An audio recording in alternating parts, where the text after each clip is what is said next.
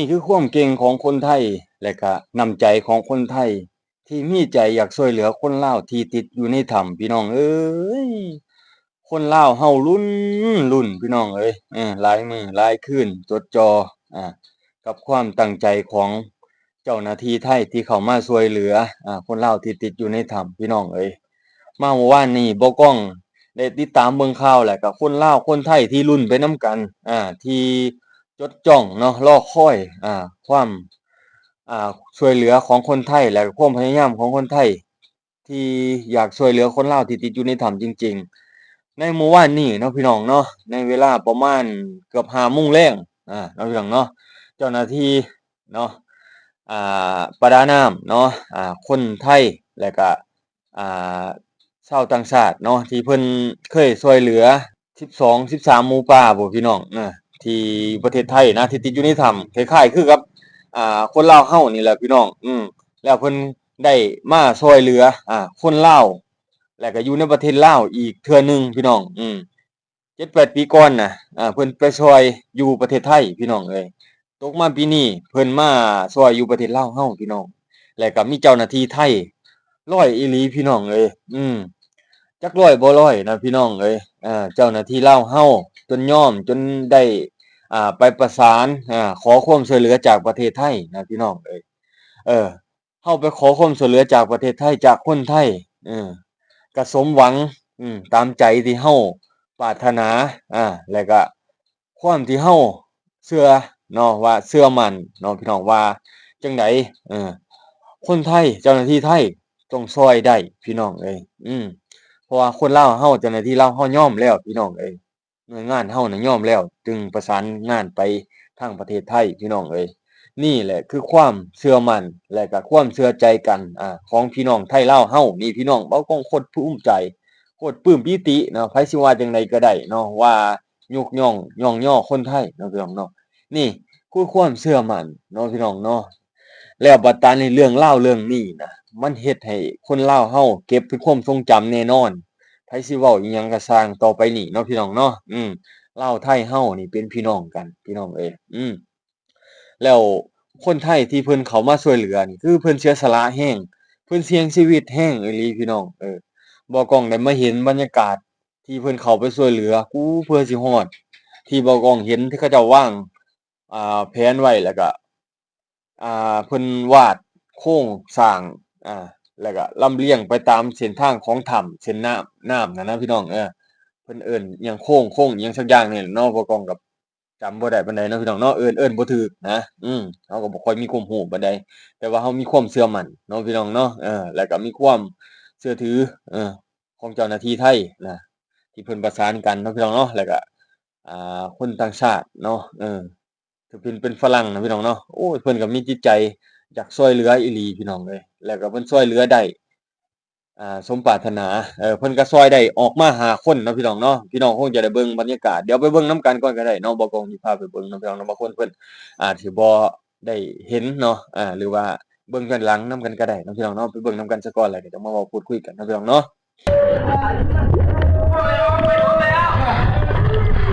โอเคมีชีวิตก็ดีนะไม่เป็นไรเก่งมาก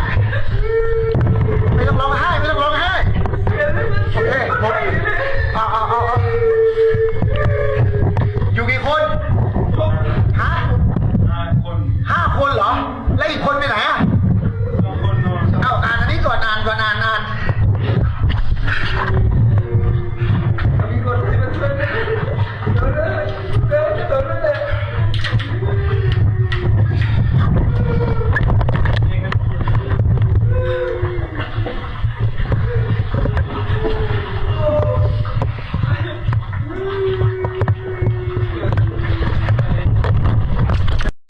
พี่น้องเบิ่งแล้วโอ้เป็นจังไดเป็นคือบ่กล้องบ่โคตรปลื้มปิติน้ำตาจนซึมเอาเบิ่งตอนที่แรกนะพี่น้อง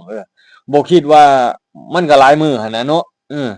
มันก็หลายมื้อหลายคืนหั่นนะคนติดอยู่ในถ้ำหั่นเนาะพี่น้องเนาะต้นโตเนาะมีแต่ขี้ตอกขี้ตมเนาะพี่น้องเนาะสิคิดจั่งใดเนาะความรู้สึกคนที่อยู่ในหั้นนะคนที่อยู่ในถ้ำนะติดอยู่ในถ้ำนะกูสิรอดบ่ในความรู้สึกเราจินตนาการไปนะพี่น้อง กูสิรอดบ่คันบ่กล้องบ่ติดอยู่นั่นกูสิรอดบ่น้อเฮ็ดจั่งใดเนาะจดจ่อรอคอยว่าสิมีความช่วยเหลือบ่มีความช่วยเหลือจากคนข้างนอกบ่สิฮู้บ่เนาะว่าเราติดอยู่ในถ้ำนี่มันคิดไปเด้พี่น้องมันจินตนาการเพราะว่าอยู่ในหั้นเนาะพื้นที่มันคับแคบมันจินตนาการบางทีคนเรามันคิดสั้นเด้เนาะพี่น้องเนาะสมมุติอยากมุดไปเลยแต่ว่ามุดมันสิรอดบ่หั้นนะบางคนมันอาจสิเสียอาการในจุดๆนั้นเลยเนาะพี่น้องเนาะบัดอาจสิเสียชีวิตก็ได้เนาะพี่น้องเนาะถ้าว่าคิดสั้นเนาะใครแหน่แต่ว่าเขาเจ้ามีการท่าแบบมีความหมายรอแบบมีความหมายแรงและคนที่ช่วยเหลือก็ใจร้อยจริงๆอยากช่วยจริงๆอยากมีความมุ่งมั่นอยากช่วยคนลาวเราจริงๆคือเจ้าหน้าที่ไทยแล้วก็เจ้าหน้าที่ต่างชาติก็ได้เนาะพี่น้องเนาะ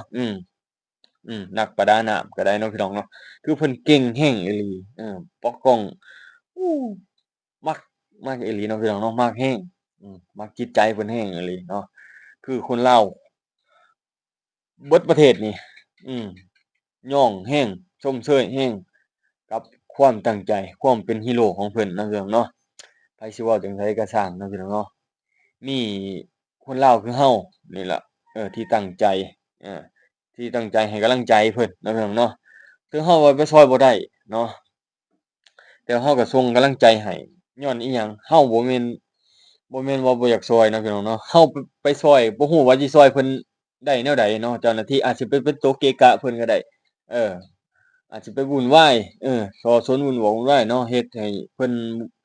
อ่าเสียอาการได้เนาะสมมุติไปคนไปหลายแรงเนาะพี่น้องเนาะมีแต่เราส่งกำลังใจ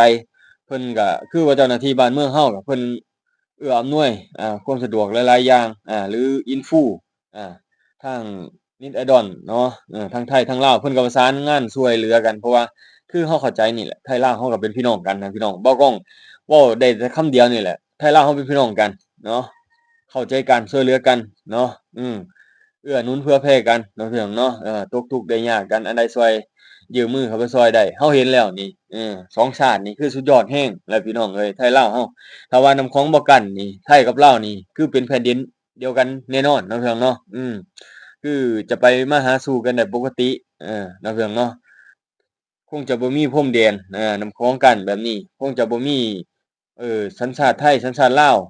ต้องเป็นสัญชาติใดสัญชาติหนึ่งแหละ2สัญชาตินี่เนาะพี่น้องเนาะบ่ก้องว่าเดะในความคิดของเจ้าของแล้วก็ลุงป้าน้าอาพ่อแม่เพิ่นก็อาจสิคิดคือกันกับบ่ก้องก็ได้เนาะพี่น้องเนาะดีใจพี่น้องเอ้ยคือเพิ่นสุดยอดจริงๆเนาะเบิดคำสิเว้าเพราะว่าดีใจแรงถือว่าเพิ่นช่วยได้มา5คนก็ยังว่าดีใจแรงแล้วพี่น้องเอ้ยเหลืออีก2คนบ่ฮู้ว่าเพิ่นจะดำเนินการต่อไปแนวใดเนาะพี่น้องเนาะแต่เราก็ติดตามเบิ่งตาม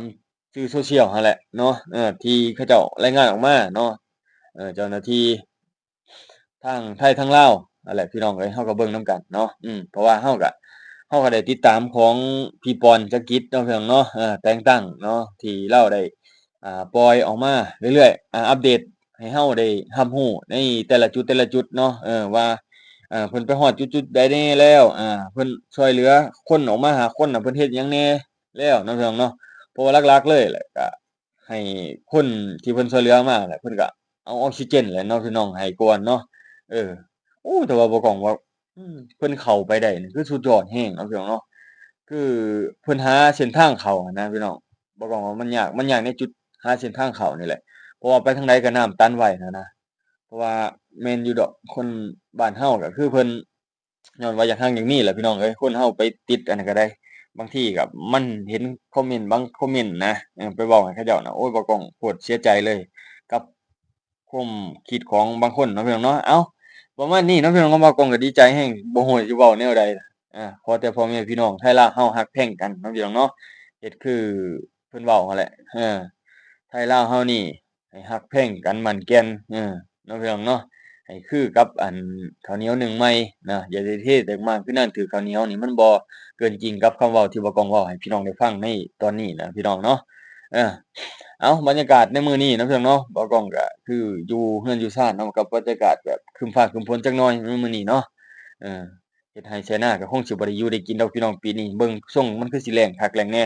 เอาพี่น้องขอบคุณหลายๆอีพ่ออีแม่เนาะที่ติดตามรับชมให้กำลังใจบ่ก้องเนาะพี่น้องเนาะฝาก เนี่ยฝากตัวติดตามรับชมไปเรื่อยๆเด้อพี่น้องเด้อมีเรื่องราวจังไงก็แชร์ฝากต่อให้เบากล้องจะมานำเสนอให้พ่อๆแม่ๆเพิ่นฟังเนาะเตือนกันเนาะพี่น้องเนาะหรือบอกต่อบอกเล่ากันเนาะพี่น้องเนาะอ้าวขอบคุณหลายๆครับ